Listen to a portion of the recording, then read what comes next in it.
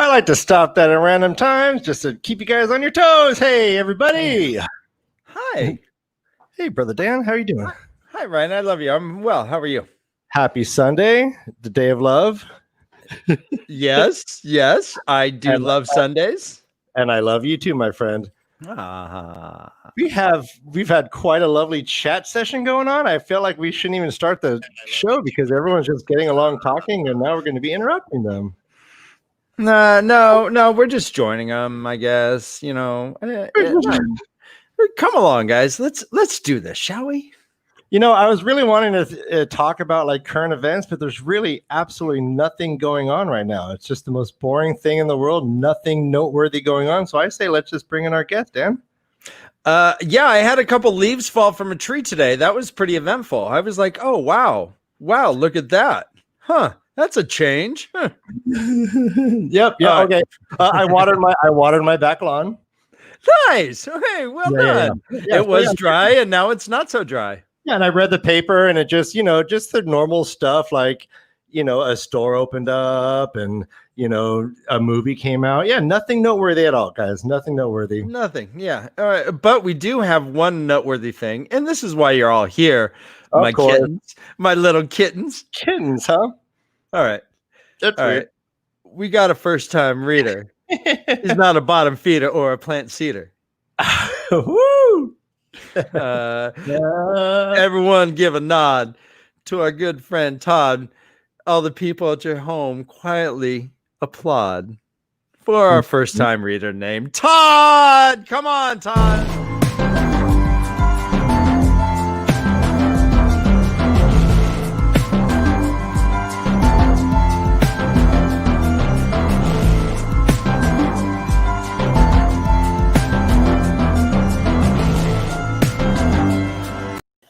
All right, I did it again to you guys. Cut it short. Hey, wait, look at you reading dog, you gentlemen. Where? Well, welcome back to the land of just normal nothingness. You were stuck in the book last time we saw you. Guys, I was outside White Bridge, and I didn't know how the hell I was going to get back. But, I made it back. And it's quite a story, I must say, how I got back. We got time. I mean, Go on. You remember, like, when you left me, I was, like, hiding behind this, like, white little wall. And Rand and Matt, they ditched me. And so I was just, like, out there by myself. And I heard music in the distance. Music and dancing. And just people singing and laughter. And I was like, man, is that a Tink village out there? Or like, dude, I hunted down the sound, and it was like a traveling, people village. And they totally welcomed me. There was the huge mastiffs. They came and greeted me, and they brought me in. It wasn't Rain's group, though. It was like a different group. And man, we danced, raged the night away. I told them my story, and they kind of understood. And they're like, you know what? We'll get you back. And so we raged the night away. We partied. We danced. I was in drum circles. Like they had tons of weed, and they had like IPA. They make IPA. Their beer. They're great brewers. Like I would hope so. That's awesome. Did they have a certain philosophy, a certain way of believing in? It was the way. Yeah, it's the way of the hops. They called it. Nice. Oh, a different. Okay.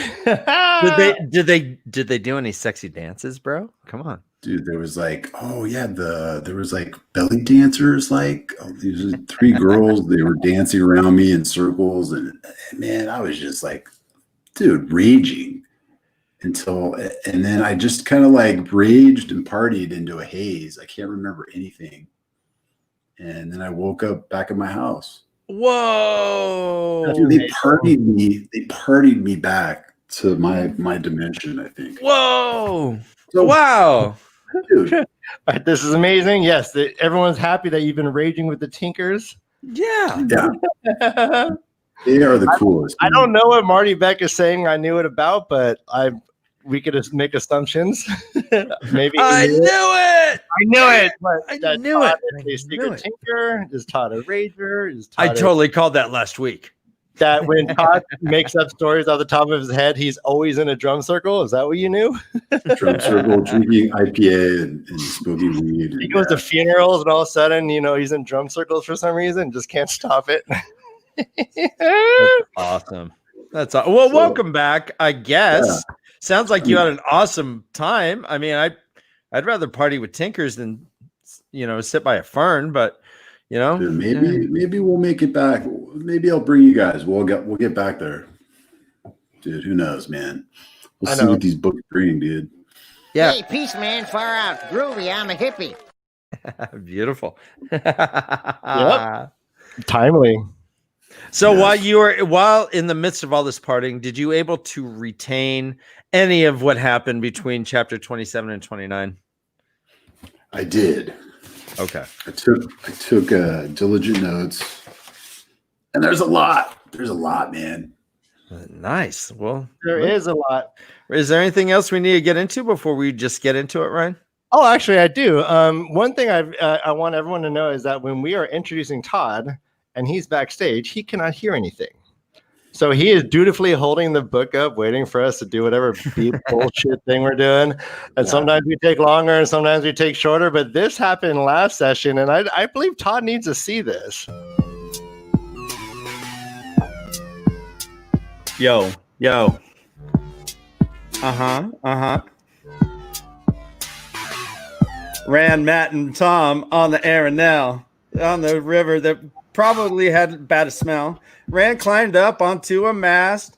They were on a boat, not going very fast. Tom was watching him saying, "Yo, lad, you're going to make everyone down here mad." Rand did acrobatics down to the plank. He looked around and looked for thanks, and no one really liked what he did, but he did a cool little flip. So that kind of saved him in the end. But Tom then really let in to him and said, "Don't do that again.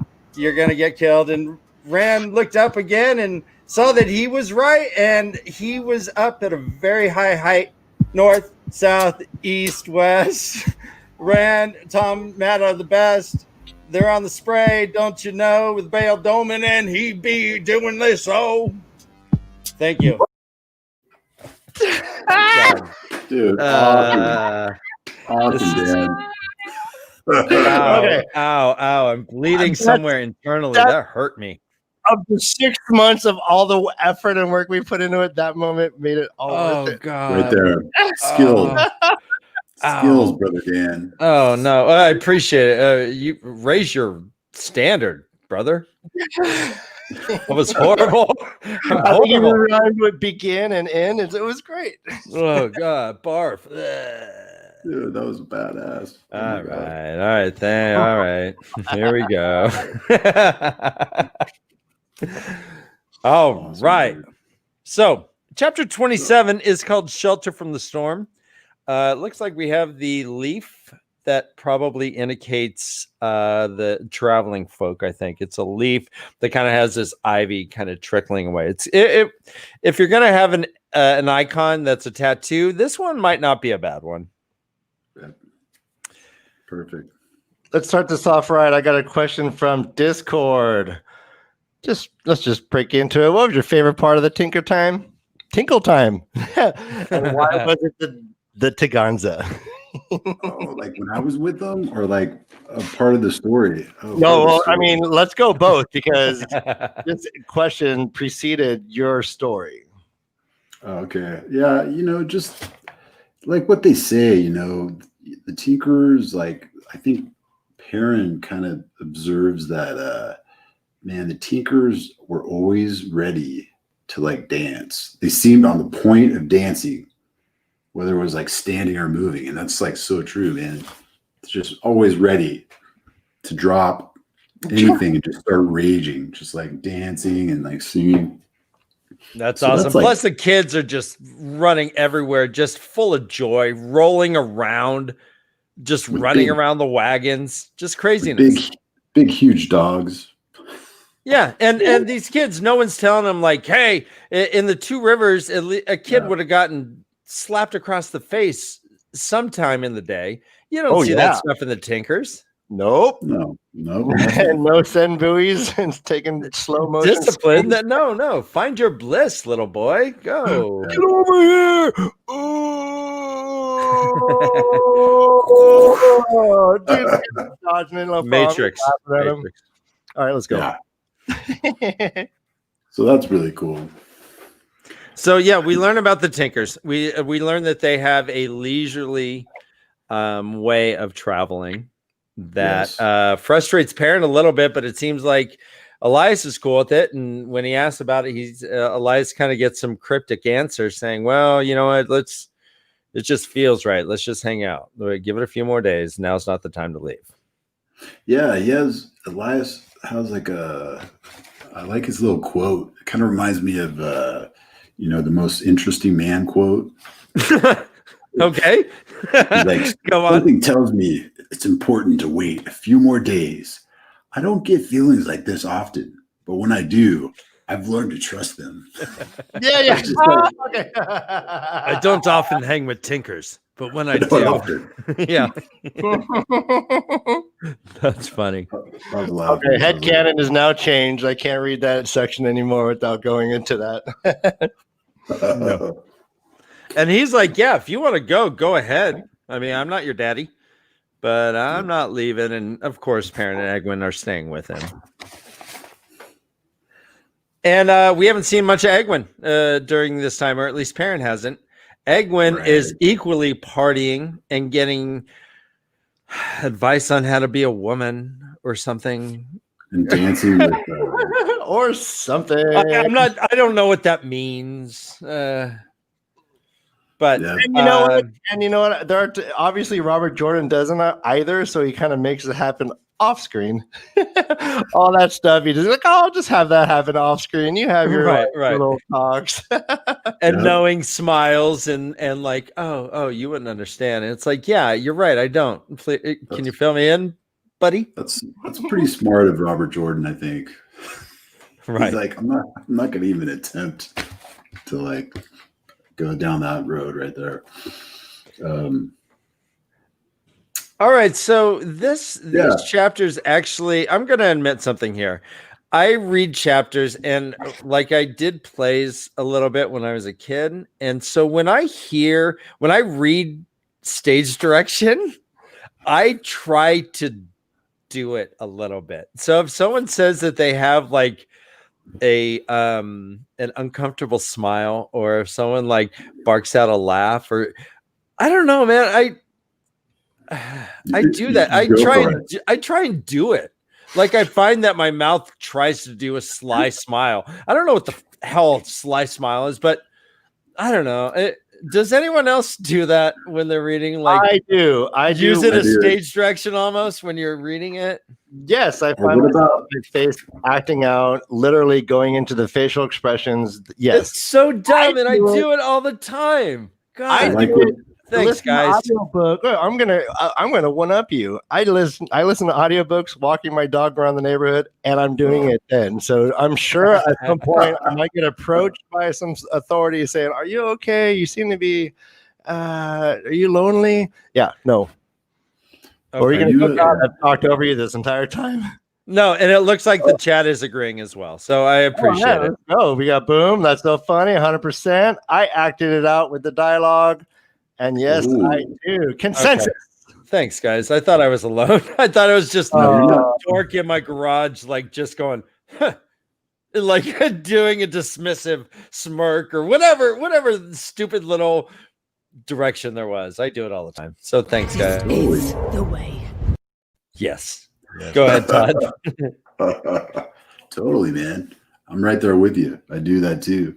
Like I try to wear a permanent twist around my mouth, like what they say Elias has.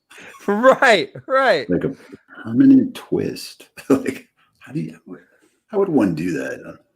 And later Elias kind of turns his back and Perrin could tell that he was laughing.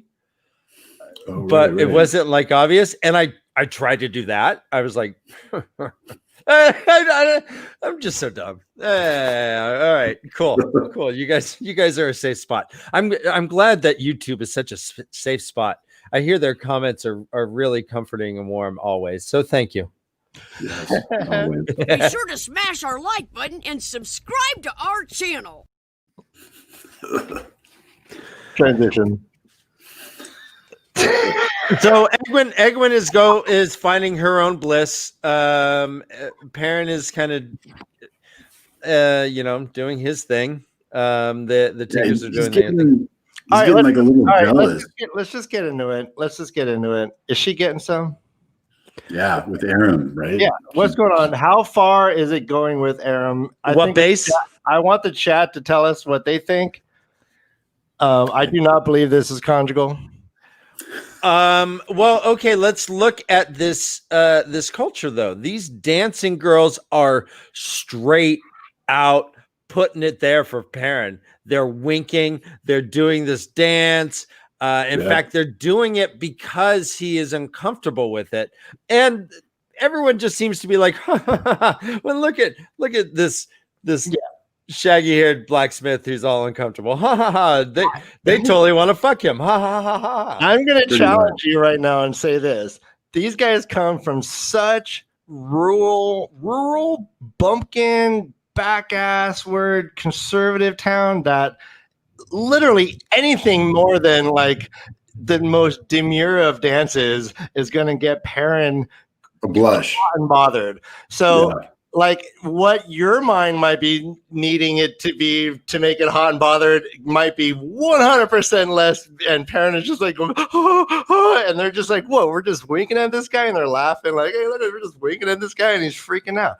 So that's my interpretation. Right. All we have to compare is during Beltane where they're dancing around a pole with silk, but you don't see that as being like seductive per se. I see it as more like a playful. I think they're just like, I think it's awkward and weird, and they're like, oh. And I think I don't think there's a lot of eye contact going on with dancers either. But Todd, and I think like in the Two Rivers, the braid is like pretty sensual, right? That's about as sensual as they get. Ooh, is the braid is the braid sensual? Ooh, good. I don't know. That's like their little thing, you know. I think. Well, it's like if you're like you have to earn it. It's like an honorific thing. But is it like does it make them sexier to have a braid? Yeah, that gives off the signal. It's like longer the braid, it's more sensual. The deeper the fade. You're getting that. All right, sorry. Wow. And thump. It's getting dirty. It's getting dirty. I know.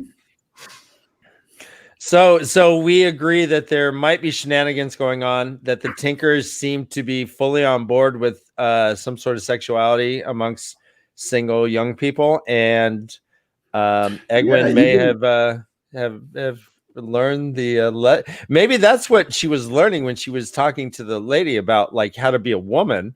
Was how do I give a blowjob? Because Aaron keeps asking me for no. Okay, we went there. It's like I went there. Well, Aaron has a hot and hungry gaze on me. Wait, what was that again? Aaron, she's probably asking him because, like, Perrin notices that Aaron has a hot and hungry gaze.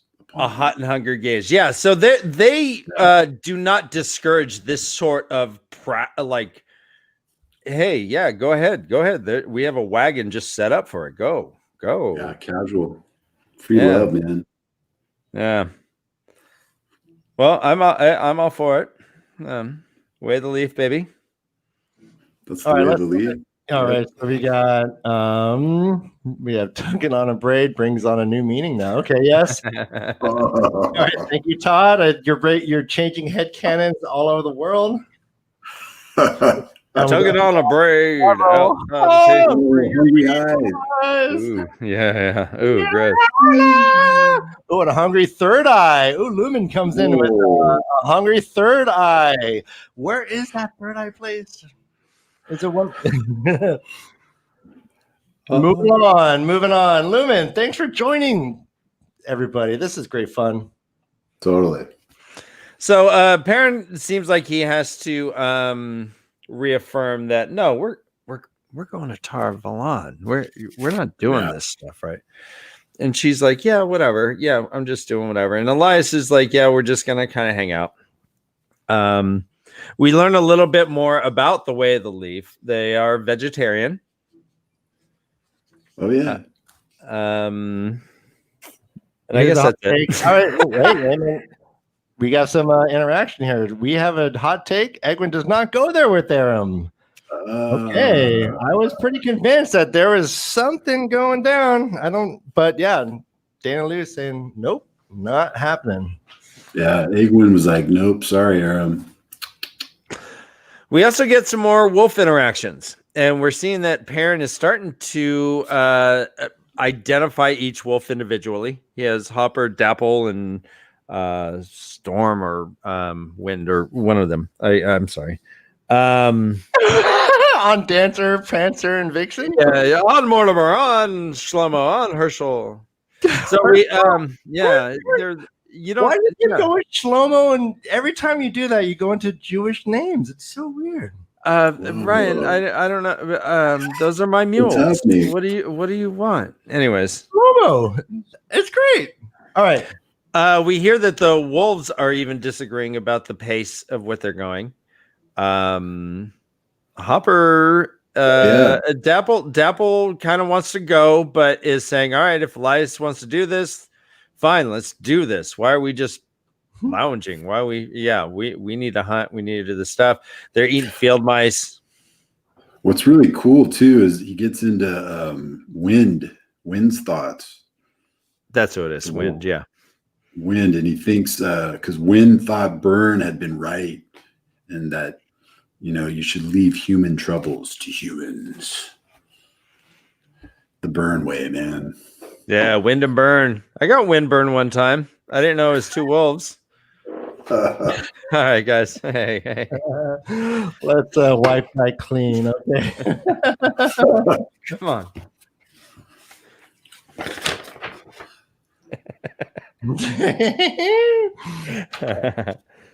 Burn, sick Burn. And then Perrin kind of has some dreams. Well, actually, before we get into that, okay, Perrin's starting to wish that he didn't have this connection with the wolves. He's starting to feel like how he wants to, be rid of it, and he's wishing that he's with Moraine and wishes he could go to Tar Valon and be done with the wolves. It seems like, which is pretty interesting. So he's getting kind of freaked out. I think he's feeling like the wolves, take over him, kind of, or he feels that way. Maybe he's like losing, or just becoming too in control. And I don't know. That's really interesting, I think. Well, they do say, all heart, all mind kind of thing. Don't fight it. These messages seem to be coming to him later on. And he also, it finds a little bit later on that he can get rid of them from his mind. And he's like, oh, I didn't know I could do that. Oh, right. That comes, yeah. So,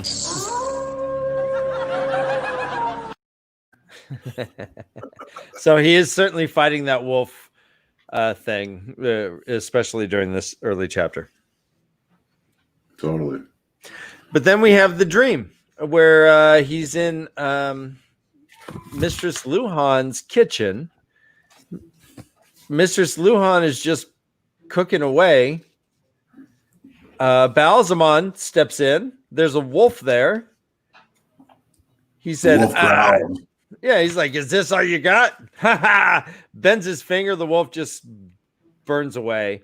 Mistress Luhan is still just cooking, humming to herself. Yeah, it's going to be a cool scene. Yeah, that's creepy. Is the fact that she didn't even notice. Yeah. So there's a lot of craziness. And let's talk about the setting, right? If we go back to last episode, everyone, find our playlist, go back to the last episode. We find Rand in a dream, and he's in that crazy what do you call it, the MC Escher world. And like, what do you think's what do you think's going on? Why is Tara not in that world? Well, I think he's been there, but I think the wolves have been protecting him and like causing like him to be in more familiar places. Cool.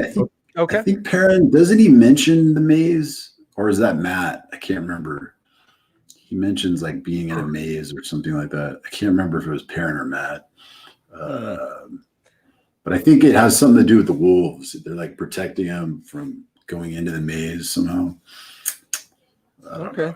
Right cool, on. Cool. Right and on. do you think there's a reason, like, you think there's a reason that the dream happened now? Oh yeah, I was thinking about that. I think maybe the Dark One, his powers are growing, you know, or he's figuring out like where he is or like how to get past the wolves' protection. Because I don't know, I guess his powers are growing stronger or something like that. So right, he does dissolve this wolf like that's no big deal. Yeah. So he says what kind of protection do you think the wolves have offered so far? I guess it was like a temporary kind of like protective realm somehow. Like in his mind, they were able to like ward off, you know, the evil one's taint. I don't know. That's a damn good question. Yeah, and I don't think we know the name of this wolf. Oh yeah, I was trying to figure that out because it seems like later, yeah, the wolf burst into flames, and then they don't mention like what wolf it is. Smokey. All right, so Illusions of Grendel comes in. New question: do you think Perrin will come to terms with his wolfiness, and if so, when? It's not. I can't tell at this point because he's like back and forth. It's like he embraces it at one point, and then he like kind of loathes it on another point, and doesn't want to be a part of it. So I don't know. Right? Also no, that's okay. question. Yeah. All right. So he's Balsamon definitely struggling with it. Definitely struggle with him. Right. Right. And it's okay to say you don't know. You know, that's fine. Do you want him to? Yes. Okay. So in this dream, Balsamon gets a little aggressive. He does say a couple things I'd like your comment on. He does say, the eye of the world will consume you. I mark you mine. He flung out his stretched hand as if throwing something, where his fingers opened, a raven streaked at Perrin's face, went into his left eye, and Perrin wakes up. What do you think about all this? That part was crazy because now it seems like he's marked, just like the Dark One says. And I think that mark is now like, it's going to be a tracker. It's like a tracker or like some homing device now where the Dark One will always be able to get to him, I guess. But it's freaky, man. I was like freaked out that part. I was like, no. Yeah, right. Take a crow to the eyeball. Not good. Not good. Not good. And I guess he wakes up and he still feels it, but there's like there's no blood or anything, but he feels it or something like that. Right. And this is right before dawn, and Elias is like, hey guys, we're gonna go. Hey, it's time to go now. Oh yeah, and he wakes up and all the wolves are howling. That was like so sad. So like one of them, they don't really say which one it is though. Right. But they say the wolf thoughts are like fire, pain, fire, hate, kill. So do you think do you think they were reacting to that wolf being burned up in the dream? Definitely. Okay. It was like one of their own. Right on. Or it's not one of them. Maybe it's like a collective, like they're a collective in the dream or something. I don't know. I couldn't figure it out. I was hoping it wasn't like one of the wolves. Like I was like, oh no, what if it's like wind or like, or dapple? Like, okay, no, well not that goes dapple. to a separate point then. So do you think that if a wolf gets hurt in a dream, they just die? I think it might be like a Nightmare on Elm Street kind of thing. Okay. Let's on. shift gears real quick. Lumen comes in with the question: on the silly side, do you think Perrin will start chasing sticks? Sticks. Oh man. Wait, what does that mean? Will he start chasing sticks like a dog? Oh, you know what? Probably. Eagling could totally mess with them. Awesome. No, we love it.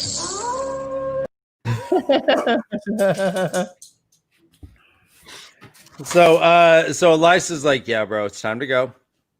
Right then Rain steps out and is just like, and looks at the sky and is like, cool. is just staring at the sky, and whatever he's seeing is disturbing to him. What do you think's going on here? Yeah, he's seeing the evil. He sees like the dark one that he's close, I guess, or just senses it. Well, go into that. Maybe he can listen to the wind, like the Aes Sedai. Okay. Right on. He has like maybe the same kind of like powers or something like that. I don't know. But he definitely senses like Balsamon, I think. So Elias was waking Perrin at the same time he awoke from his dream, more or less, saying it's time to go. Yeah. Do you think that those two things, what Elias and what Rain were experiencing, are the same or not? I think they're the same. They both like sense something wicked this way comes. Okay. What awesome. Right on. I think it's the same thing. I have like a feeling Elias was like one. I think someone asked me a question about this, like what his history is. And I think he was like once a tinker or something, like part of the tinker. He was a part of the Way of the Leaf before the wolves got to him, I think. That's just my guess. Mark me. Okay.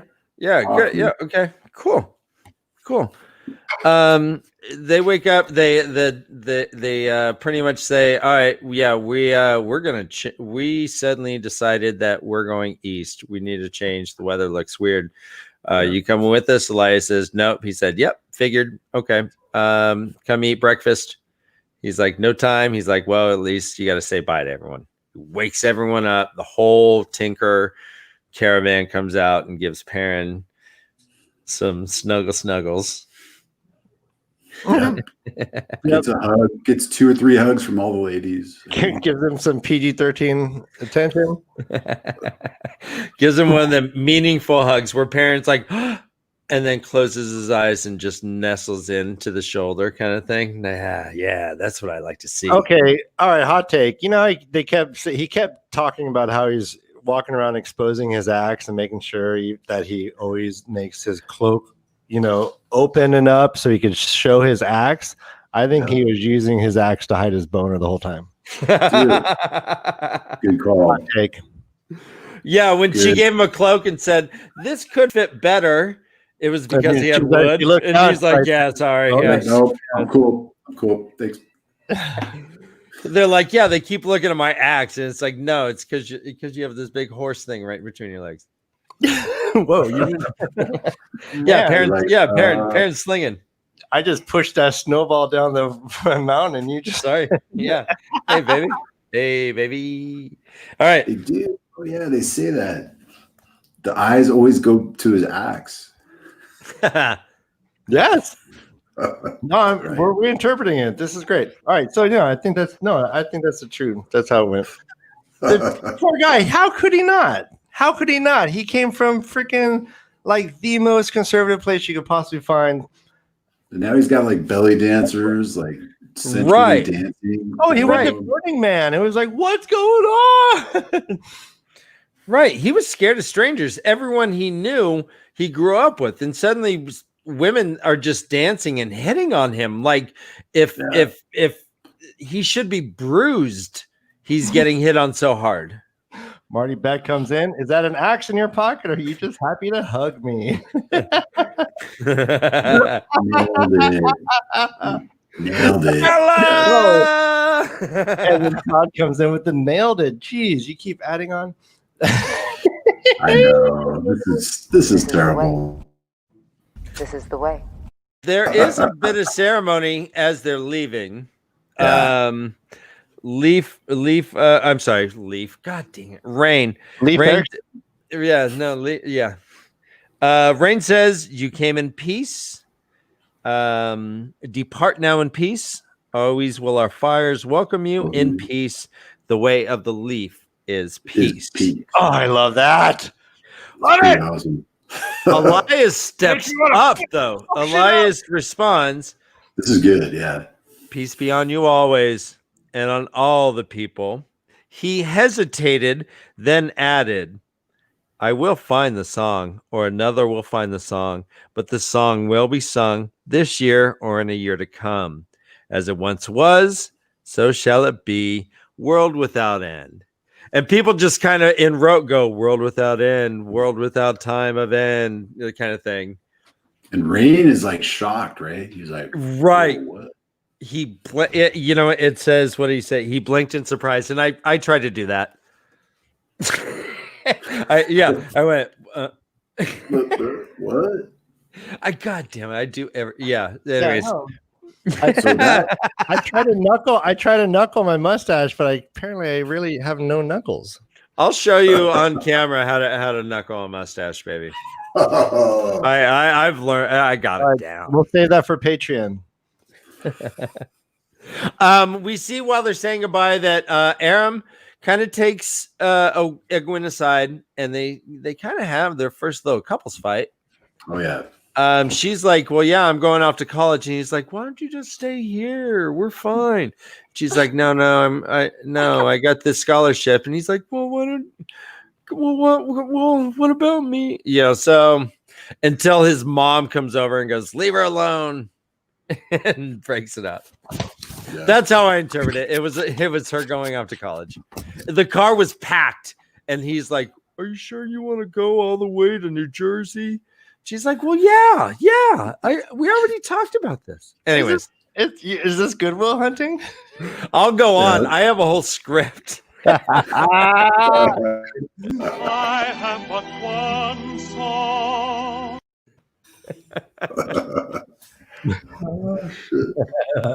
This is the way. The way. So, and then they pretty much leave there. Talking about advice that women receive versus men saying, "What? We don't get no advice." And she's like, "Well, duh, that's why you suck at it, buddy." Okay. And then, let's go.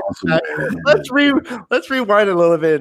All right. This chapter, we made Perrin walking around with an erection the entire time, hiding with his axe. Egwene, I think, is just getting to third base every night. Getting advice on how to do things sexually better. And then then we just, the three of them are just happily walking off. I think Aaron's mom was like, "Here, I have contraception in my caravan. Come on." And he all right. Awesome way to end the chapter. I kid. They're all virgins forever. All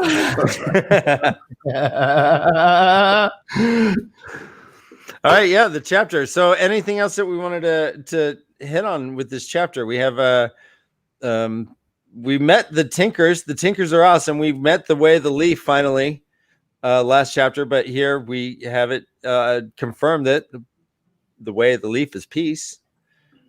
And so I'm pretty happy whenever Tinker's on page. Usually. Oh wait, I have one question. Please. There's one part where this is where Perrin has his moment with the wolves, I guess, and he like forces him out of his head and figures out like that he could do that. It's like right before that part. And there's a part where like he he's his telepathic moment with the wolves where he says fire eyes, pain, heart fiend. Right. So what do you think of that? So I'm thinking like fire eyes is Balsamon, pain, but heart fang. I don't know who heart is. That the wolf that died? Heart fang? I don't know. Ooh, I know. Or is that Yeah. another Is that word? what happened to him? Oh, Or yeah. her. They. Or her. Oh yeah, it. Sorry, them. What happened to them? Marty Beck says Rain mentions Ogier. Any thoughts on that? So that's really cool. And thank you for pronouncing that. I thought it was just ogre, but I wasn't sure. Oh, my bad. Jeez. Ogier. Oh, yeah. Is there an L in there also? Is it Ogier? All right. Ogler. Ogler. But I like Guilty, says Aram. Dude, the concept of the steading is really cool. And I guess we'll find out what that is in a later chapter, really. But I'm really intrigued. At this part of the book, this chapter, I was like, yes, what? Steadying ogres? Like, what? Yeah. Nice. Okay. You're like, all right. That's okay, cool. Robert Jordan. All right. And the hits keep coming. All right. So we're going to take a 10-minute break and you're going to be listening to the musical. Oh, no. Let's do that again. I have it over here. We're going to listen to the musical ponderings of Todd's band. It looks like a black hole. This will be a 10-minute break. And if there's any sound issues, please let me know in the comments. All right, so mute your shit if you can. Mute it? Okay.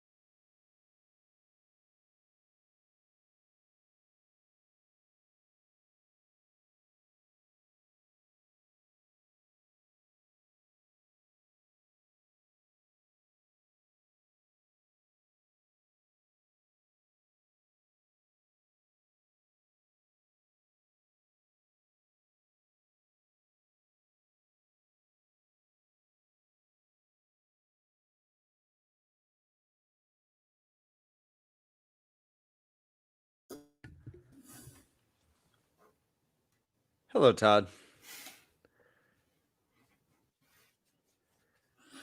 Hello, brother Dan. That was nice. Man, yeah, what I didn't know we were just gonna do like some obscure Cure B-side song. Holy cow. You know, it's hard to make I think it's hard to do flange elegantly. And man, your guitarist knows how to use flange elegantly. I hear it a little bit and I'm like, oh, that's how you he's a master, dude. Yes. He's a master. You should see his pedal board. Oh yeah. It's huge. Dude, it's like he has like 20 pedals on it. No, he's an amazing guy. So he just released this recently.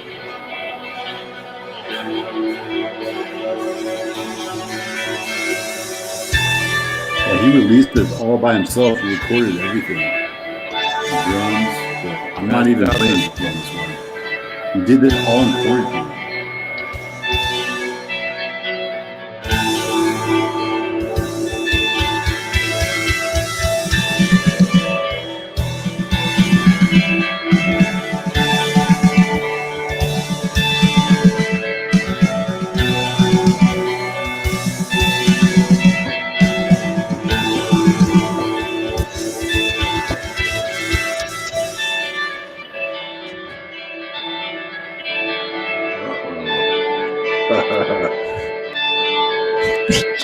Someone's talking smack about big pedal boards. What are you gonna say about that? Hot.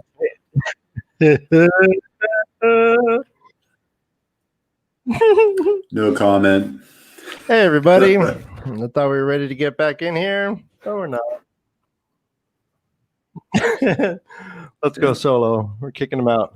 Hey, damn, brother Dan, man. I don't know. He's doing a great job. Bring it back in. Oh, what am I doing? I'm out. All right. Dude, awesome. Okay, so here we go. We are ready to get back into it. We are in chapter 28. Todd, Brian, start taking us through your notes on chapter 28. So, chapter 28 make the story has the coolest title, Footprints in Air. I love it. And basically, it starts off, we're at Nenaïve's point of view in this chapter. And she's traveling with Moraine and Lan, of course. And they're on their way to White Bridge. And they're riding along. And Nenaïve's trying very cool not to be like totally blown away by the White Bridge. She's like, oh my gosh, I don't want him to see that I'm some country bumpkin that's never seen this like awesome structure. Yeah. Yeah. And I love how she said it. If lace could be made into glass. Yeah, that part is a milky spider web, too delicate to stand. It's like amazing. And it makes me think it's like one of these wonders of the eye of the world, or of Robert Jordan's world. You know. Well, if it is, Maureen and Lance certainly don't respond to it. They just see it as just blah, blah, blah. They're like, yeah, whatever. It's a bridge. Right. We're crossing it.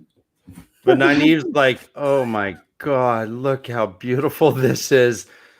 And so it describes it. It's instead of the sound of steel on glass, it's the sound of steel on steel. But it looks like it's glass. What would the sound of steel on glass sound like? Like just crashing? Cracking. Right. Yeah. Not good. Not good at all. Yeah, I don't think I've ever heard steel on glass that wasn't destructive. Yeah, I mean, that's like an earthquake happens in steel and glass. Right. Yeah, that's a mistake if that happens in a work site.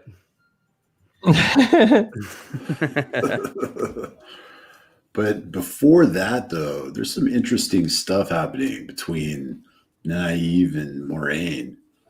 It's kind of like it's a duel, or like Land's like kind of like keeping his distance. And they say as if watching a duel. Yep. And Moraine and Nenaive are just still at each other, like still button heads. Nenaive's like really questioning Moraine about where they're going. And Moraine's just like cool and calm, always has an answer, can't be ruffled by her. I love it. Or sometimes just straight out ignores her when she's screaming and makes her feel like some petulant little child. Totally. Yeah, not a good moment for Nenaive, I guess. She's getting ruffled. Right. And Land's bugging her the most, it seems, and he ain't even doing anything. He's mostly just off like scouting, and he only says like maybe a dozen words a night. But every time he talks, she like scowls and then gets mad at herself for scowling. She's conflicted. Which sounds like it's a catch-22. If you're mad at yourself, you're gonna scowl, and then if you're like, "But I'm mad that I'm scowling," what do I do? Now, how do I react? That's funny. And something else interesting is going on. Nenaive, I guess she's noticing her powers, or her powers to harness the one power. Maybe she's talking about she has this what is it? Oh yeah, something is tickling the corners of her mind. Yep. Ooh. Like when she listened to the wind, like She when listens- she listened to the wind. Yep. Yeah, so I guess she's like kind of realizing that she too has like these powers, and I guess Moraine knows that too. I think that was revealed, right, already? Yeah, they kind of suggested that that's how she was able to track where Eggman was, because she had healed her earlier, and that somehow forms a connection or a bond somehow between the healer and the healed. Mm-hmm. And this is also the part when they drop the name of the chapter, I think, because she's observing Moraine. She's just kind of like looking around, and she's like super alert. She's kind of like frowning and like hearing things. Seems like she's listening to things, that nobody can hear. And they say that, she takes the lead. I guess Land was kind of leading, but then she's like, no way, back off order. And then at one point she puts her hand up and starts feeling around, and then kind of goes ew and starts wiping her hands off. Right. She's like, yeah, I did that, Ryan. I did that same thing. God damn it. I did that while reading it. Yeah, I put my hand up and I wiped it on my jeans like it was dirty. Like, Okay, yeah. all right, man, come clean. I loved it. I loved it. Do you wear tights? When you're reading your book, do you wear tights? I take by your silence. I think I'm hitting on something. Yeah, you put on your tights and you start orating. I imagine you do this when your kids, everyone's gone, right? I do. Yeah. Dan. Yeah. Yes, and all right. I've been working on my high chant. Oh, did you say high chant? Oh, jeez. All right. Yeah. Oh yeah. Oh yeah. Yeah. Riding with Nynaeve and Moraine must have been an ass on a pain. Going all the way to White Bridge. Gosh, it's lit. All right, hold on. The bridge that is white. It seems like on the way there, all they did was fight. They're looking for the boys with the coin, but two of them gave them away to Baal Doing. I do be having your 2 silver. I left the town. I'm here to deliver pirate songs for you and thee. Here's my crew and here's my steed. All right. Oh, yeah. Word to your mom, Mother Islam. I came.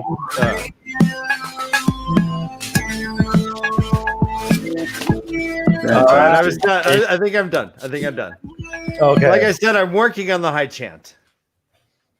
Beautiful. Beautiful. Doing great. All right, Doing thanks. great. Everyone We encourage them in the chat. We got to give the people something, right? Got to. Yeah, I was hoping for something. All right, well, come on. Oh, geez.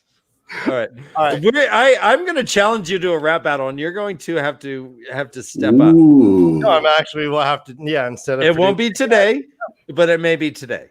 But it won't be today. But it might be today. It might be today. All right. Keep going. I'm sorry, guys. All right. Oh, wait, there's a cool part right here. Lan kind of lays into Naive. Yeah, he suggests that Naive go back to your two rivers. He's like, yeah, it's gonna be pretty dangerous. Why don't you just skedaddle once we get into White Bridge, baby? You could go there, girl. You could go back to your.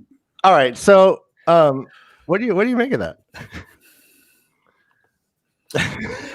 What do you think? Yeah, Lan doesn't like Naive. I don't think Lan likes anybody. Okay. Except Moraine. I mean, they were walking through the streets and everyone was partying like they had the plague, but it was just Lan's steely ass eyes. Grim stone grin face. Yeah. And everyone's like, oh shit, get out of the way. Look at those steely blue eyes. Oh my god. Pardon me. Do you have any Grey Poupon? Do you have a cold ale? But even when he said that, though, he's like, yeah, why don't you just leave? Maureen's like, no, she's part of the pattern, Lan. Dummy. Yep. I already told you this. Step back, Lan. And what is the pattern? But we hear that Moraine seems to have some sort of radar for Dark One power, or at least she kind of drops knowledge saying, okay, the Dark One's touch is heavy here, or at least his sight is looking. She seems to have and she puts her hand up again. You know, all these things, it seems like she's kind of monitoring the dark side, maybe? Dude, she's measuring the taint. Oh, okay. Go on. Dark side. Right. She's measuring the taint of the dark side. So how much does she need to get her hands up in there to get a tape measure? Deep. All right. So so she basically put her hand up and it's like your oil meter, like the dipstick. She's just putting it in. Oh, there's the taint. Taking it out, looking at it. Yep, a lot of taint up there. She's like, yep. You think it's physically up in the air? Like, what the hell's going on with that? Hey, here we got a great comment. Joshua Songstrom says, Lan is misogynist? I think we might be looking at a kind of a misogynistic action. Yeah, until he proves himself different. Or not. Well, no. I hope not. He yields pretty much to Moraine. Moraine is the big wheel there. He doesn't really negate her femininity, I don't think. All right, hot take. Lan saying that to Nynaeve was him spitting game. He wanted. Yeah, that's one of his pickup lines. He's used the only way. That's kind of one of his things. That's his way of saying, I'm sorry, this seat's taken. And they're like, oh God, drool, so hungry.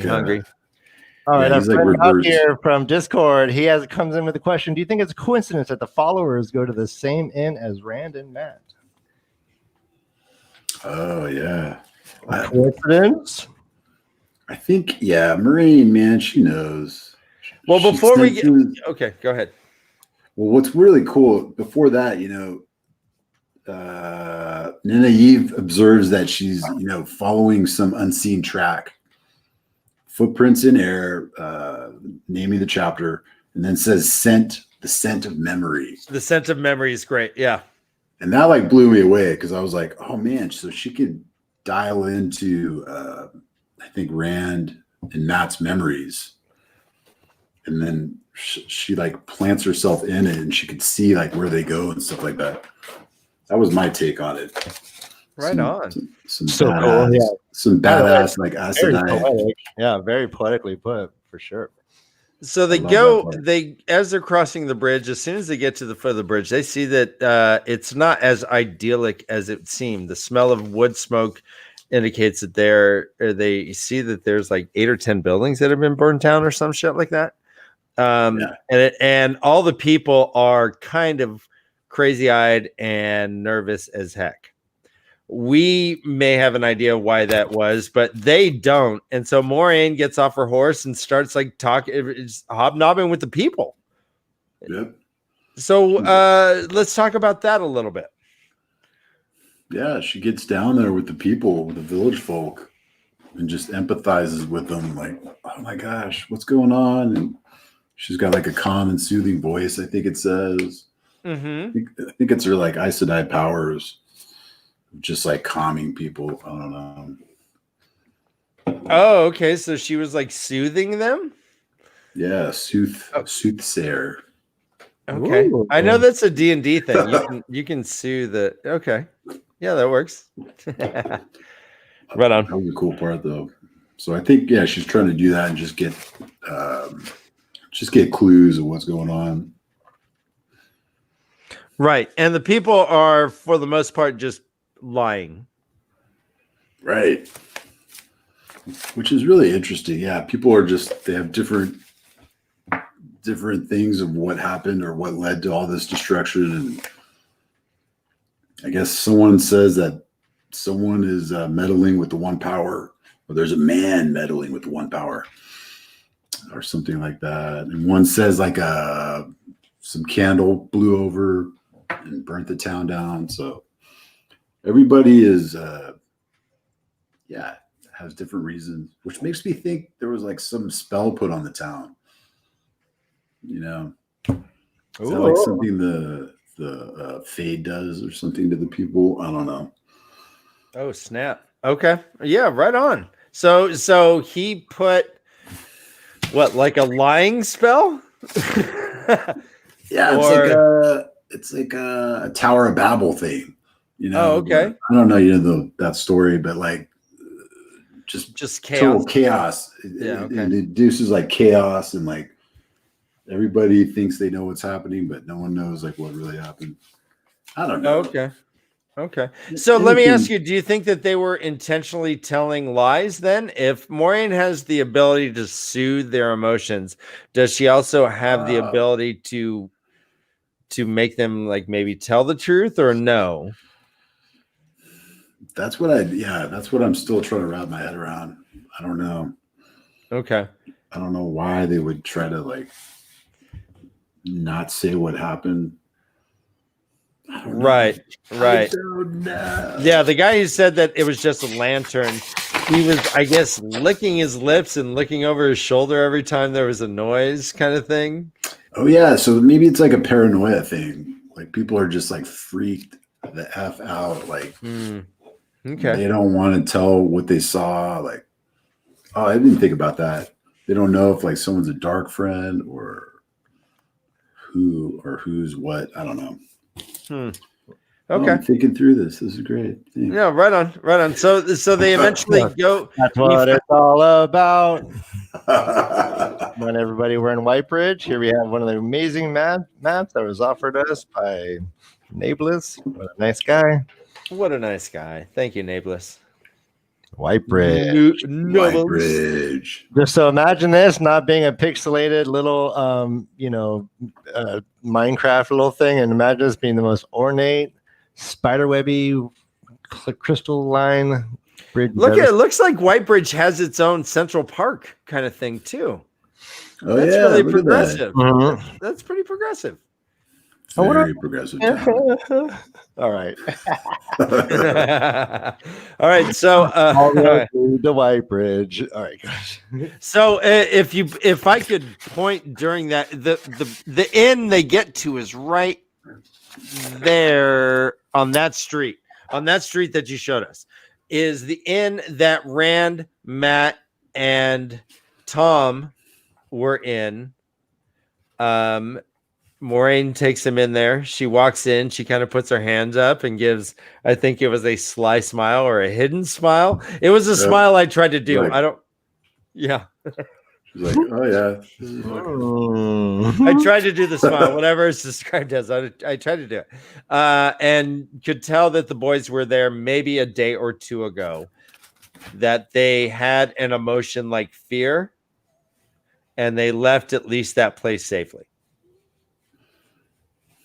Very cool. She doesn't know that a fade attacked them in the square right outside the inn. I would think is where the because they kind of crawled out the window at the back, went out the alley. We're going across the square, and then a fade just starts walking across. I don't think that they know that yet, but Land can certainly smell a fade. All right, let's talk about that. Let's talk about that. What's up with him? Yes. So we got Maureen holding her hand up, dipping her hand into the taint pool. Dipstick in that taint pool in the air, and then we got Land walking around sniffing shit, going, "Oh, he's been here." And then we have Maureen like being in the room saying, "They've been here yesterday." By the way, we do have another drinking. Land is listed as looking more grim than usual. So everyone, if we're playing the drinking game, we do have a grim reference for Land. Go on, Ryan. I'm sorry. No, that's what I was going to say. That they, I think this is one of the oddest groups you could ever see. If you're just walking around and looking at these people, you have no idea what's going on. I think they'd look weirdo. Sniffer. Look at that cold, steely gaze. Oh yeah, and there she is. All right, so they go to the inn. Maureen could tell that they were there. Some militiaman comes in and starts to start a little shit. Land just gives him his we'll leave as soon as I finish my ale. And he takes like the slowest drink and which is so awesome. You're right. I love that part. Right. And he does that before he even looks up. He's just looking down. He's like, yeah, we'll leave as soon as boom. Steely stone eyes gaze. Finish my ale.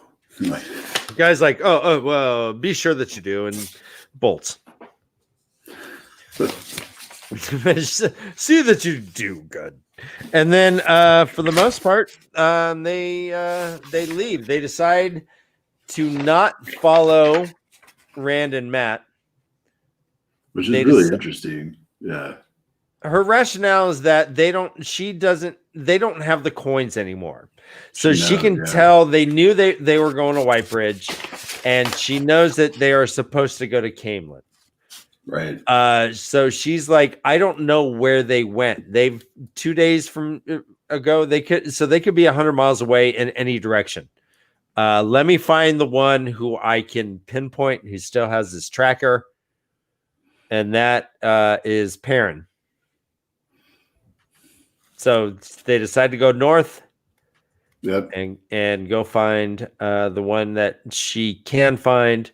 And then once they go to Camelin, she's like, yeah, I'll find him in Camelin. Don't worry about it, baby.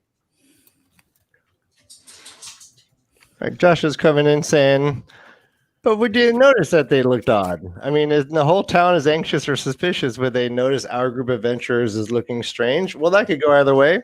They could either be so anxious that anything looking weird is going to be making them suspicious, or they're so anxious that they're completely distracted and unable to see what's right in front of their faces.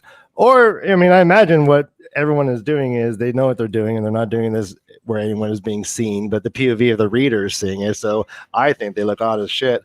I imagine they're not, standing out when they don't need to. These guys are one of the most skilled espionage like couple we've seen so far. Indeed. Right, but Maureen gathered information not through browbeating, but through kindness. She seemed to be very empathetic to everyone coming across. She listened to their stories and tried to ascertain exactly what happened. So we learned that there was a ship that did go out in the middle of the night, but there was a crowd of people that was trying. That ship, we assume, is the Spray. Spray. And that's our boy, Norman. Blackbeard Bale. And that's chapter 28. Matey. Chapter 28, chapter 29 is next. Chapter 29 called Eyes Without Pity. We have an icon that is a wolf. I just comment on how loud Todd notes are. Todd, you have the loudest notes. I know. I gotta calm down. I was like, yeah, we're ready, Bosh. Wipe that clean and start over. Sorry, Dan. Go on. I'll be more gentle. No, by all with my means. notes. So we start off with the three, Perrin, Elias, and Egwin, splitting off from the Tinkers and making their own pace. And they're trying to make up for lost time, it seems. They're hustling now. They're keeping... And keep in mind, there's only one horse. There's two men running, and there's Bella, who he's sharing with Perrin, I guess. But Elias is just running the whole time. But we have a pace in which Bella is even like tired in between when they stop and rest, kind of thing. Yeah, Elias is pushing them. They say push for speed. They travel southward. Yeah. And he talks shit like to get him going too. He's like, what? I thought Two Rivers, I thought you country folk knew how to run. Y'all you do is sleep all day and sleep all night. What are you dummies? Come on, dummy. He's talking that shit. Lazy. You guys are lazy. Oh my God. It's so embarrassing how lazy you all are. All right, we got Marty Beck comes in. Bella and Twilight are mentioned in the same sentence. Just saying. Bella!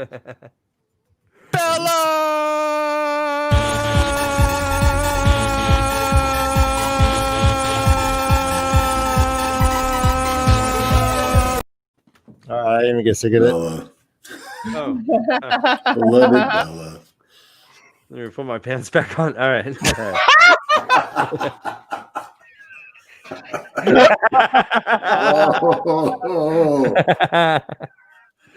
All right, so they're going. All right, you got cover. Oh.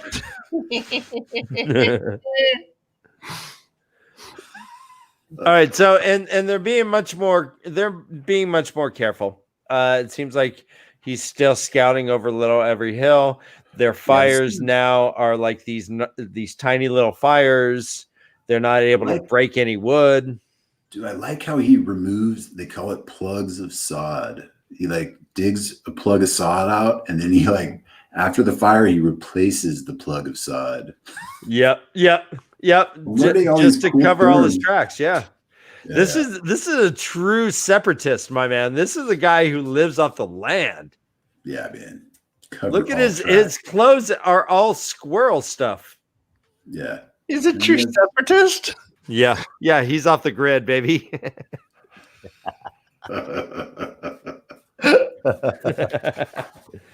Okay, go on. All right. Yeah, so he's putting the plugs of sod back. So yeah, and they're not Covering able to tracks. break any trees. If there's no wood on the ground, they can't use it. I mean, he's being ultra careful, you would think. Yeah, but he puts weeds back. He's like, oh, you like bent a weed. Right. Yeah. All right, that's better. We can go now.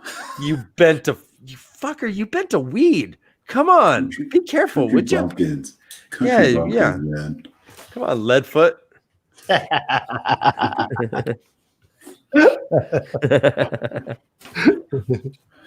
All right, so then there's some Elias lets him know that there is some danger. We see that there's ravens.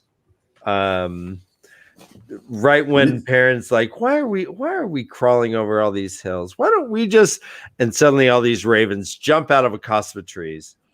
Cops. Bad ravens. Ravens. What you gonna do? And Perrin's like, oh snap, that's what you were waiting for, right? And he's like, I didn't know what I was waiting for. I just knew there was some bad shit. He knew there was some dark one. Dark One craziness lurking somewhere. And wolves don't look up often, which makes sense. They don't have to, yeah. Yeah, there's no aerial predator for a wolf. Besides like 150 ravens all working as one hive mind, perhaps, but Yeah, the average wolf doesn't have to deal with that on a daily basis. No. Yeah, like you said, they don't look up. Right. And so Perrin receives hurry, watch the sky, hurry. He receives this from a wolf. Mm-hmm. No, he sends that to the wolves, doesn't he? Oh, wait. No, that was, I thought that was a lion. No, it said Perrin felt it then. The effort of that's reaching right, out to the distant wolves. Elias wanted Dapple and her companions to quit scouting ahead to hurry back and check their back trail. So that might have been Elias saying, "Hurry, watch the sky, hurry." Yeah, but that's this was him eavesdropping on a CB conversation between human and wolf. Hell yeah. Love it. Dirty. So, what? Oh, just like you just doing that, just eavesdropping. He had his A, B, see your way out of there. I'm just going. Right. And then we think he hears probably. Then we see just exactly what kind of danger they're in. We see a fox dart out from some trees. We see a swirling black hurricane of ravens peck the fuck out of it, kill it within a minute or so, and just fly off. Yeah. Entrails left, all the meat left. This was not a hunger killing. This was ravens just killing anything that moved right then. These are some craven ravens. Oh, yes. You want to battle me, and I just come up with this? Let's go. Right, and Perrin, this is where Perrin remembers Atlantism too. Remind me. You know this part? You tell. So Perrin remembers Land saying, "All the Dark One's creatures delight in killing. The Dark One's power is death." Correct. Land just laying it down, dude. Again, Land walks to no bar. The Dark One's power is death. Hey. Well, you know what? I got to say, if I walked into a bar and Moraine was there and I'm like, "Hey, baby, buy you a drink." She's like, "Huh? The wheel weaves as the wheel wills. I guess this is the pattern." Sure. I'm like, "Hey, you want to go back to my place?" Well, I guess this is the pattern. Okay, bye. No one's going to see the pattern until it's weaved. Sorry. No. I'll show you the pattern and make your breakfast. Boom, boom, boom, boom, boom, boom. And make you breakfast? I'll show you Don't forget to rate us, comment, and subscribe. So we see this fox get completely tore up, which is uncool. I like foxes. I like Fox. I like Fox News. I like Fox. Fox. I like Fox. Go on. You know what?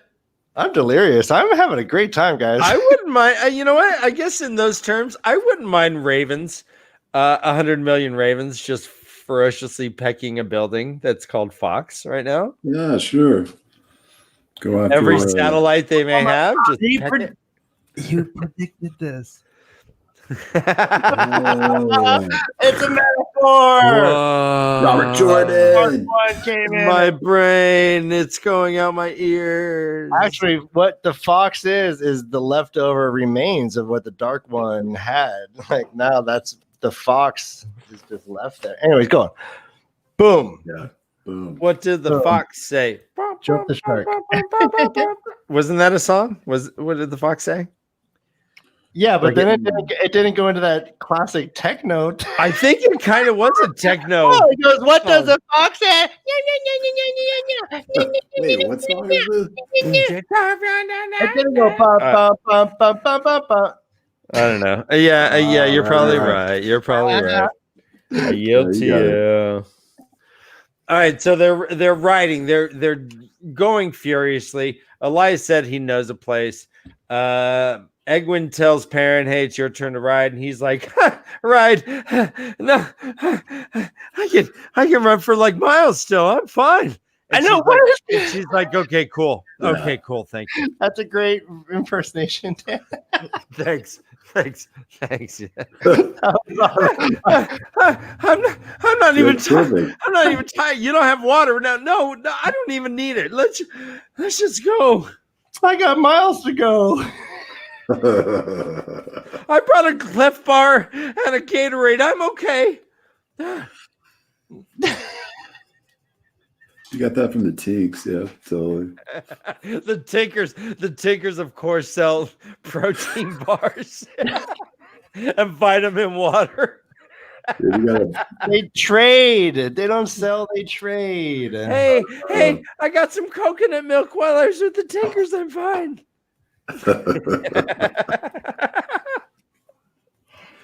All right, so they're riding. Perrin actually reaches out to the wolves, right? He's like, yep. He's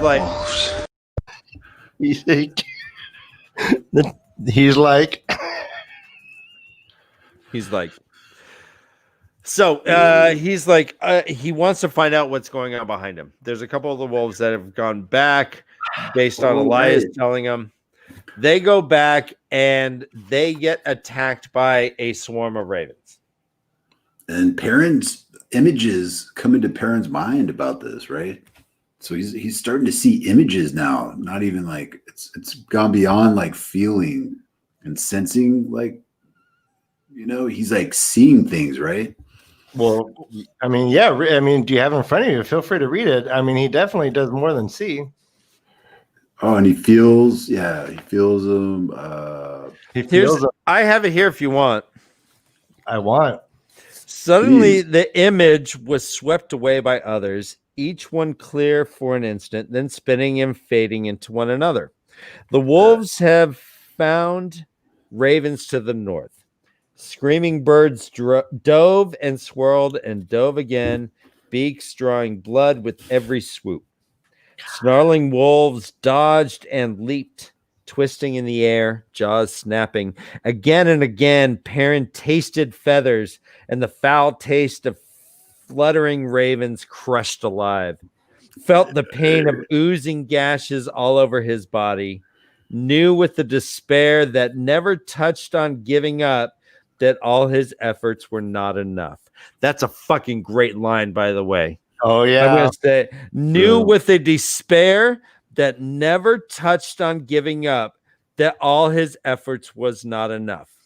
Suddenly, the ravens broke away because they had other meat. They had a job to do. But they attacked these wolves, but the wolves are not a fox. They were tougher, and they didn't have the time to hang out with them. But these wolves got beat up, and not only that, Perrin tasted feathers. He tasted crushed ravens in his mouth, and he felt the sting of these beaks entering these wolves' bodies. Yeah, he says Hopper's eye is like injured. Poor Hopper. And then Wind got a punctured leg. Yes. Like, and yet they ran without even stopping to lick their wounds. Because they knew this danger was approaching the three of them.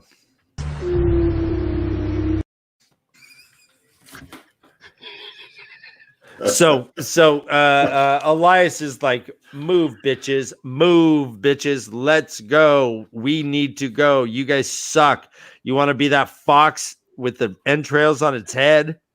They move, bitch. And then what does Egwin do? Egwin pukes. Not one of her better moments. She's like, it's human. Yeah. Yeah. She's like so grody. She's like, no, I mean, I really liked, I mean, again, like the amount of peril that they were in is so evident. I thought that was. I mean, I'm making fun, but no, that was for real. It's like that made a lot of sense that she would do that. Yeah, that was brutal. Like being chased by flocks of freaking ravens. I know you go from Aram.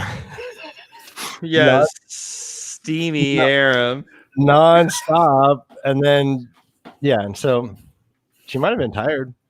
He kept mentioning how tired she was.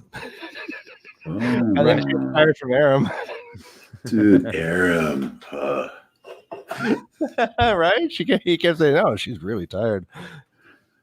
All right, go on.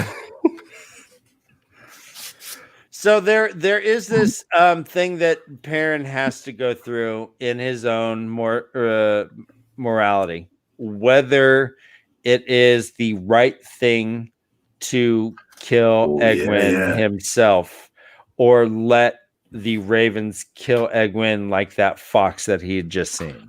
That's super the same fox that made Egwene puke, and she didn't even see the fox die. She just saw its carcass. You want to grab a hold of that? All right, screenshot. Oh, wait. Where are you going? All right, good. Thank you. Thank you. Selfie. We took a selfie. Did we just take a fuck? All right. We did we took a selfie live on YouTube. Great. That's hey, guys. Guys, like and subscribe.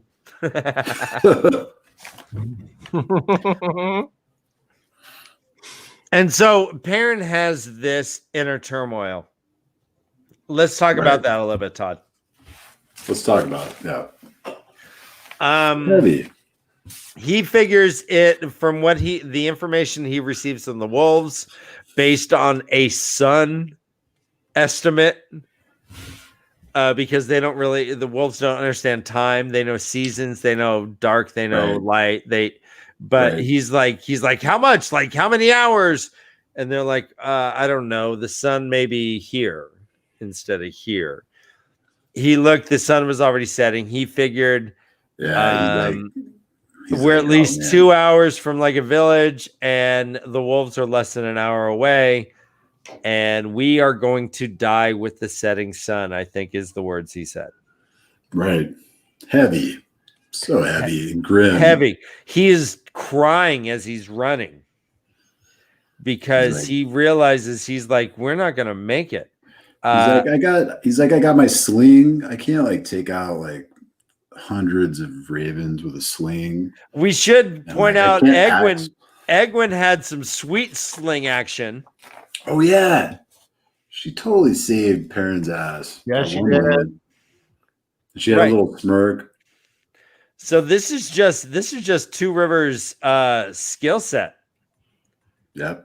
If like an intern to the wisdom can whip out a bird out of the air with a sling and a rock, that's hard. Yep. And she basically said, "Fuck you."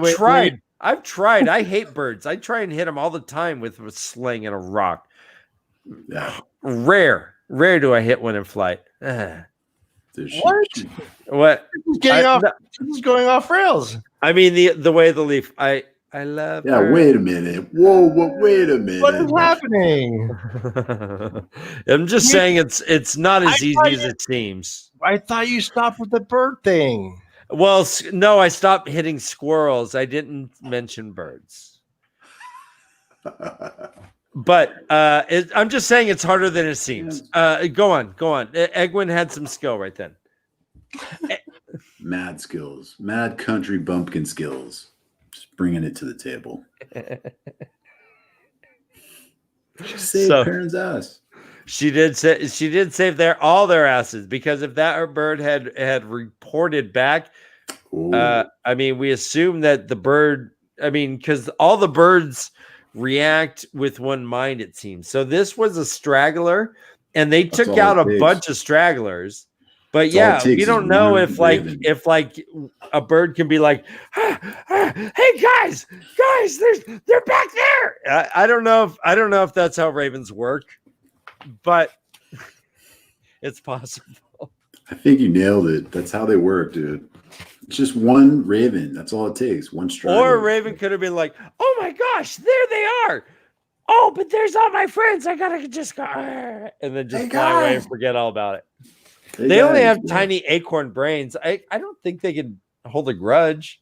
Hey, all right, we're off topic. I'm sorry. All right, well, let's go back to that whole subject of parent contemplating what he would do in that situation. So we got a question from Discord. This is from Delusions of Grendel. Grandeur. Ultimately, if Perrin had to have made the choice he was contemplating, do you think he would have gone through with this decision? Very good question. I don't think he would. I don't think he could do it. He would Perrin would try to fight every single raven with his sling and like his axe. He'd just be like, right. It's a dark thought. It's a very dark place for him to go. Yeah. We have a follow-up question. We'll keep going. Yeah, keep going. Your thought. Oh, yeah. Well, and later on, he's like isn't he kind of like ashamed that he even thought it, or he's like guilty, feels guilty that he was even thinking it or something like that? That's like later, just a few moments later. I don't want to. Yeah, and to that point here, Delusion follows up with, more importantly, let's give Egwene some agency. Knowing what we do of her in this moment, do you think she would have asked Perrin to slice and dice her or try to make it out alive? Dude, I think they would have just country bumpkin, unite, just throw the skills with the slings and just kill. They would have died fighting, I think, both of them. Like back to back. Like Right. And I think Perrin is suffering a little bit from this country chivalry and not giving her the agency that Delusions just mentioned. Put her down on a horse. Well, we see that she has skill.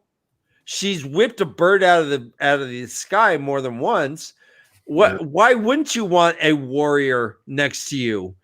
Just because she associates with she and her and may menstruate and whatever other things that Perrin doesn't associate with doesn't mean that she's any other inferior. And in fact, maybe better at whipping birds out than even he is. So Perrin, you know what? Get woke, Perrin, buddy. It's like, come. Woke the fuck up. Woke the fuck up, would you? Woke the fuck up, Perrin. Jesus. Yeah, the two rivers, man. I don't know. The two rivers. Why would you kill someone who's capable? I mean, it's not like she. All right. Well, anyway, Delusion. Good question. Yeah. Great question. So they're running. Perrin has this. Oh God, I don't want to have to kill Egwene, but I think I'm gonna have to. Oh shit! Suddenly things change. Well, suddenly the air changes a little. Regrets not taking a horse ride a little bit earlier at any point. He's like, oh, I should. And at any moment when his legs are like giving out, is he like, God damn it, why didn't I just ride the fucking horse for like a little bit? Elias don't need no horse. I don't need no horse. Come on. We're separatist men. Separatist. Like and subscribe. See, now I wonder why Elias, in retrospect, does not want to ride a horse. Is it because he has disdain for an animal that is possible prey for a wolf? ... Or is it because he understands that people can communicate with certain animals and that he never received consent from Bella, so he did not want to violate her agency? Wow. He's like, yeah, you go ahead and write it all you want, but until she tells me in my mind that I can write her, I ain't going to do it. Interesting. Thank you. That's why I'm here. Very nice. I didn't think about that. Well, anyway, yeah, that was just some weird tangent, but it's possible because he's the only one that we know that talks to mammals. So he's waiting. I'm just gonna point out that when we first met this guy, he was sitting there by a fire with like 7 or something hares, like bunny rabbits. All right, that's a very good point. That's a very good point. All right, yeah, okay. Or do you think he's Touche. do you think he uses his mind to like lure the bunnies to just like easy kills, and he's just like, yeah, man, he's manipulating these animals at will. I mean, he had like 8 of them, right? Didn't he have a shitload of rabbits when they first walked up? Yes. Maybe they came to an agreement and just said, yeah, that's fine. That's Okay. fine. Yeah, they lined up. Yeah. I'm hoping. They lined up. He gave them all like 1 cigarette each. He gave their kids an endowment. You know, they're all well taken care of. Yep. Okay, but I on the reels though, my feeling was that that's why he didn't want to ride the horse. Like he would never, because he's too aware of what an animal's experience is, and he wouldn't want to put an animal through that. But I like your take that he actually needed consent, which is awesome. Well, the other side of the coin is that he just has disdain for any domesticated animal and won't even touch them. Oh, right. Mm-hmm. Just like the wolves to the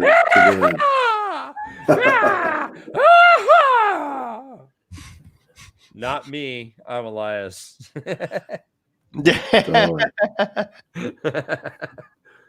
Not me. That's right. Yeah, just like the wolves have disdain for all the mastiffs of the tinkers and stuff. All right. Yeah. Disdain or empathy or love. Disdain or respect. Disdain or respect. What's your call? Disdain. Disdain it is. They can't stand them. The wolves hate. Yeah. So they are running. Suddenly the ravens kind of dissipate a little bit and the air changes. We learn that they have entered what's called a steading, which is so cool. Which Perrin is like, more crazy tales, right? Huh? You'd think at this point he would stop doing that. Yeah, I would hope so too. Right? He should just go, oh shit, okay, that's real. Okay. Yeah. At this point in the story, for him to be like, hey, that's only a legend and a tale. It's just a legend. Get out of Why are you fooling me at this time? We're minutes away from getting eaten by ravens, and you're just that's a weird joke, Elias. Yeah, get with it, Perrin, dude. Shit. Weirdo. But we enter a steading where we hear that it has different rules than where they just were running. It's a place of safety. Go on.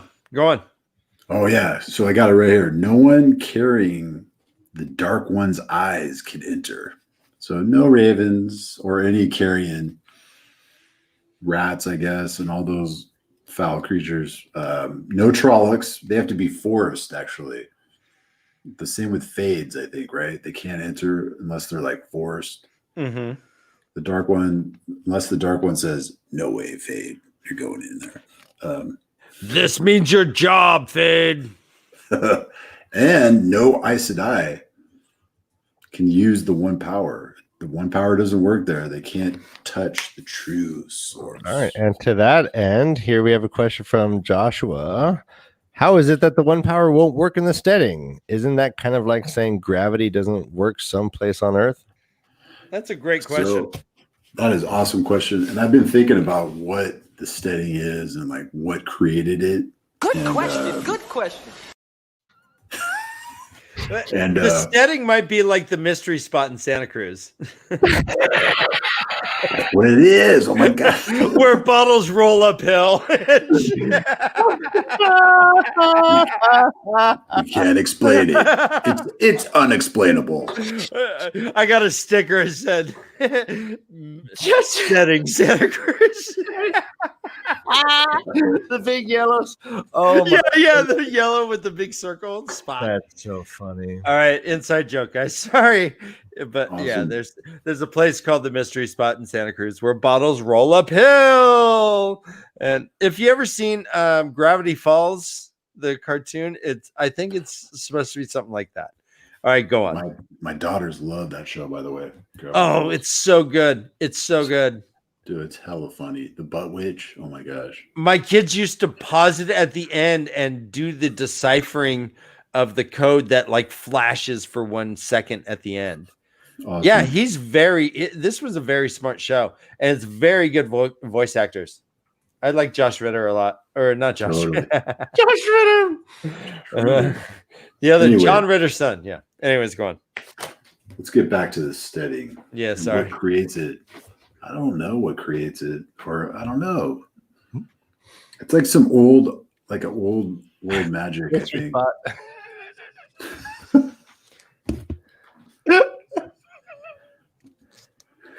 That's it. All right, so this is the steading.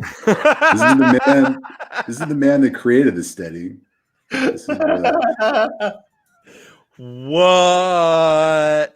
How does that work? I think this is a picture of. Scientifically at all. I think that's a picture of Archer Hawkwing, right? No, Yeah, is this Archer? that's him, dude. No. All right, yes, and we get an info dump. Dude, so much right here. Well, what's great, we have Perrin get into a little emo phase. He gets emo for about a page, and in fact, he gets super emo, and he has a cool little line where it says, "The grooves and hollows ended in the rounded part looked odd to Perrin, but he was too absorbed in gloom to wonder about it." Totally, dude. And that's when Egwin says, "Wait a minute, isn't that an eye?" So what they do is they find this. They go into the steading. They find a natural spring of water. Perrin dunks his head in like a wolf. Yeah. Shakes his. Yeah, he's a total wolf man. And then they okay, help me out. Soundtrack for that moment. Soundtrack When they slow motion, like his locks of hair, like just spraying water all over the place. He's shirtless. I imagine. I mean, is he shirtless? I mean, anyways, he probably took off his shirt. I don't know. Maybe like an acoustic Bright Eyes song. This is the first day of my life. Ding, ding, ding, ding, ding. Yeah, first day of my life by Bright Eyes. That's what I picked. All right, good call. Good call. There you go. And then they build a fire where it seems like generations of fires have always been built by travelers. And it's against this weird stone stuff that eventually Egwin's like, wait a minute, that looks like an eye. And Elias is like, yeah, it is an eye. It's Archer Hawkwing himself. And then we get the info dump, Ryan, that you were talking about, about Archer Hawkwing. He seemed to have combined a lot of lands from the Aerith Ocean to the Spine to the Blight to the to the sea to North Pole to Lake Tanganyika to even went beyond the Arth Ocean, right? Right. Some of his descendants, it seemed, even like traveled on boats. Yeah, it's pretty interesting. They say that he ruled the world basically and brought peace and justice to the world. But after reading this, does this make you amend or rethink your first thoughts about how we first heard about him and what you thought Robert Jordan was getting at? Yeah, it made me reconsider it because I guess he was actually he ruled with fire and sword, Elias. Yes. But he was really good to the common folk. He's kind of like a Bernie Sanders guy, where a kid could just walk around with a big bag of gold all the way, all over the town, or all over the world, and not be robbed or anything. Oh man, where a kid could be a kid. Yeah. Kid could be a kid. boy, back in my day, we used to carry around gold and walk all the way to the spine of the world, and no one ever bothered us. There were no riots or COVIDs. But I guess he was really, really mean to Aes Sedai. Super mean. This is the fire and sword part, I guess. So he doesn't like Aes Sedai at all. Nope. Right. And go ahead. And he puts a price, 1,000 gold crown on their heads for every Aes Sedai. Puts a price on their head, basically. And then I guess why is that, do you think? He doesn't like him. And I guess he likes him. He doesn't like him at all. That seems good. Okay.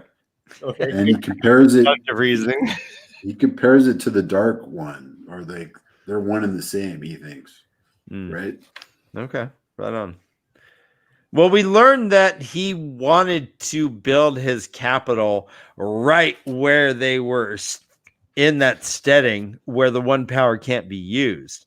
And in fact, there was this enormous statue that we are looking at, his eyeball, which is bigger than a man. The eyeball is. So, how big is this statue? Holy moly. It's hundreds of feet tall. Dozens of feet. Yeah. I like what he says about wanting to build the new city. The quote, or what Elias says. It's kind of cool. It's like, he wanted to build a new city not connected in any man's mind with any old cause or faction of rivalry. It's like, oh, that's kind of cool. Right. And Elias knows his shit. He's like, it's the 100-year war, but it actually is 123 years. Well, let me ask Todd here. Yes. What do you think of this new development in Elias's character? He's now somehow has a vast knowledge of history. Yes, he's like or we historian. very specifically, he knows one thing in history, and we just happen to find it. I think right. So we can't assume, but I'm assuming he's somehow has some sort of history knowledge. Definitely, he's like some type of historian. I don't know. Then I was thinking he was like a tinkerer, but maybe not. Maybe he was like some historian in Tar Valon. I don't know, teaching history to the Aes Sedai or something. I don't know. I think we all agree the greater the big beard, the more eldritch your knowledge may be. He's very, history professor, like bearded history professor. I don't know. Who's killed warders? It's nasty business that. I mean, at least by his own recollection or statements, he's killed warders. Right. But we hear that this city never developed. They threw up. They threw up the statue. They were planning it. Arthur Hawkwing apparently died on the day that they finished it. On the day that it was erected. Yeah, crazy. I guess it's a conspiracy of how he died. Some people say he's like poisoned, but they don't know. And then Elias says something really cool, which totally goes in hand with the story so far. What Robert Jordan kind of creates about in telling the story, through third person. He says, in the end, there was nothing left of him but the stories, and most of them wrong. It's like, oh my gosh. Right, because they went on like a genocide of all things Hawkwing. They burned books that mentioned him. Right. Oh, yeah, and it starts like the 100-Year War, right? Oh, yeah. Right. You The just mentioned sons and that, the I'm sorry. nephews and the cousins fled, and the last of the Hawkwing's blood vanished from the earth, except maybe for some of those who went over the Aerith Ocean. There were those who would have erased even the memory of him if they could. Books were burned just because they mentioned his name. In the end, there was nothing left of him but the stories, and most of them wrong. Crazy. Yeah. Yeah. And what do you think of Elias's opinion of him is? It's hard to say. It seems like he was kind of like into him because he tells, all this stuff about like how he wants to build a city, that's a peaceful place. It doesn't have like Aes Sedai and like all these powers and stuff. He was like very anti like magical powers. Yeah. Guy. Like, well, to Ryan's point, Egwin said, "You sound as if you despise him, and now you sound as if you admire him." And he wouldn't answer the question. He's like, "Well, if you want more tea, get it now. I'm turning this fire off." Yep. Ooh, yeah. Pour me some tea, girl. Oh man. He's like, last call. Yeah, he just called last call. I just want to point out that Todd, you remember Elias, you basically believe everything he says. No.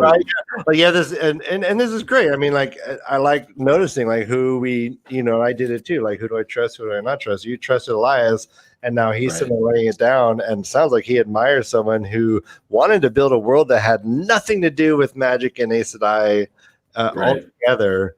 Failed at it, and who seemed to be a conqueror of all lands. He united, quote unquote, but who knows if that was peaceful or violent unification. And it sounds like there was violent parts of it. Oh yeah. Cause fire and sword. I guess he like held all the Aes Sedai in. Wait. Oh yeah, he did a 20-year siege of Tar Valon. Correct. And I guess they were there and they were behind the shining walls, using all their power to hold off all the armies coming to kill him. Correct. Which, I mean, now that you've seen a taste of Moraine, right? You've seen Moraine move Earth, Wall of Fire, right? Smog, climb over a wall. Yep. All of those get things, like super big. Yeah, I got super big. It said, boy, you talking to me, boy? I'm gonna just walk right out of here, boy. All of that. Now, how can you imagine non-magical people attacking Tar Valon? Yeah, there must have been huge armies. Like, that's so crazy. How many armies? He had so much manpower and army power, I guess. Working with them. I don't know. I mean, what did they say? Campfires that lit up the night sky? Right. Love that totally. Yeah, that's in there. Yeah, crazy. I don't know who to believe. It's like so. I don't know. Yeah, because we have our POV. I mean, we have our three youngins who are enmeshed, already entangled with one Aes Sedai, and it seems like there's just a very. Have we met anybody who likes Aes Sedai except for maybe the innkeeper? like not many people are into these Aes Sedai. Only the warder. And one of Tom's last words was like, "Don't trust any Aes Sedai. Take this money. All right, go." And then he. All right. I mean, that was pretty much his last words. Yeah. Or theoretical last words, or whatever. I hope not. Please no. Well, I no spoiler. Just saying it. This is the last thing we heard from him. Yeah, so I mean, we did get a question, and it was about how Tom was brought up in the last chapter. Moraine expressed thoughts about Tom. I'm sorry I didn't mention this earlier. What are your thoughts, and how have they changed from your initial impressions about Tom? In light of what Maureen was saying, if you can kind of switch gears real fast, now that you guys brought up Tom. Yeah, that's right. He did come up. They said that Gleeman was with the group. And I don't know. Yeah. Once again, I'm kind of like scratching my head. The tapestry that Robert Jordan's weaving here. Yeah. It's so rich and like, I don't know what to believe. I'm kind of like, just like, I'm like Rand or Matt or Perrin, country bumpkin, just like experiencing this world. These people make me feel really unaccomplished. Well, and let's if I can just do like a quick summary of Maureen and Lan. So they show up at Whitebridge. Their shit burned down. These people. Let's remember, it was about two days ago. A fade attacked someone in the main courtyard. A mirror draw in the middle of the day attacked a man in the middle of their courtyard. Okay, let's let that sink in for just a second. We don't. Does Maureen and Lan ever ascertain any of this?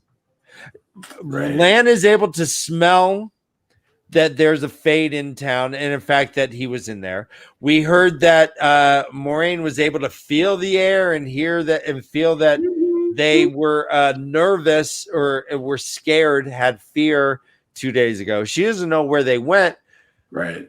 And decides to go see Perrin. What we know is that Tom is no longer in the picture. Matt and Rand are all by themselves. Right. Do you think that Maureen would have still made the decision to not pursue Matt and Rand and instead go get Perrin because he has the coin and we'll all meet up in Camelin if she knew that Tom Maryland was not with them? Ooh, right. Good question. Damn. Yeah, she probably thinks that Tom's still with them. Or senses that he's alive. She kind of gives, that she's like, oh yeah, they'll make it to Camelin. She kind of like comes to that. Yeah, so when she's putting the odds, like when she's putting the odds together in her mind, she's definitely maybe assuming. And another question is, do you think that Maureen and Lan actually know what happened in Whitebridge 2 days ago when they leave? I don't think. Yeah, they might have gotten something from somebody. I don't know. You know, the thing that's odd to me, I thought, didn't like when Rand and Matt and the Gleeman were in the inn. Didn't like the innkeeper say something about like an Aes Sedai, like a woman in silk, and a fighter like that came into town before them? That's where I'm scratching my head. I could have sworn there was a moment of that. I believe I think it was asking about. Yeah, Fane. Fane was asking. Both Fane and the Mirdraw came in asking about them. Oh, that's right. All right. So that's what he was reacting to. But that's a good memory. Yeah, you were close there. Yeah, I was like, wait. They weren't there. They were being inquired about. Good mind. Look at the mind of Todd. The mind, the brain. This is the brain.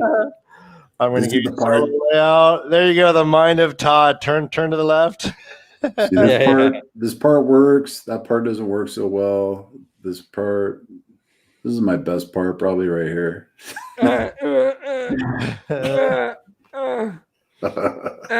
Every time. What were you doing? Every time he touched that brain, it made me bounce. Like, don't touch the brain with your finger anymore. Yeah, no context. We brought you back into this. No, I couldn't even explain. It was just like, like, please wash your hands, sanitize. Yeah, your hands. Suddenly my leg went up. Oh. All right. What a great episode this has been. Yeah, I want to thank everyone for sticking around with us and giving us all your great questions in chat, helping us out with your jokes. You guys are the best. We have the best audience. The Wheel of Time community has the most clever, most intelligent, most kind, most inclusive audience I've ever met. I've met a lot of audiences. I'm an audience. You're an audience like groupie. I know, right? No, I just study audiences. I go around and I seriously, this is the best audience. Ryan, I think we have more. We go get ahead. more audience members than when we played our shows in Depth Charge Revolt, I think. I know, yes, absolutely. So next week, hopefully we'll be back on Thursday. Correct, Ryan? I'm going to give you an action for that one. We will be doing chapters 30, 31, and 32. Chapter 30 is Children of Shadow with a sun emblem. Number 31 is Play for Your Supper with a heron mark blade emblem. And number 32 is Four Kings in Shadow with a kind of teardrop inverted. Do you have any thoughts or predictions about what are you doing? Our next 3 chapters based on those descriptions? Dude, I was distracted. You weren't listening, Ray. No, he was joking the chat. I have kids. I understand. No, Children of Shadow.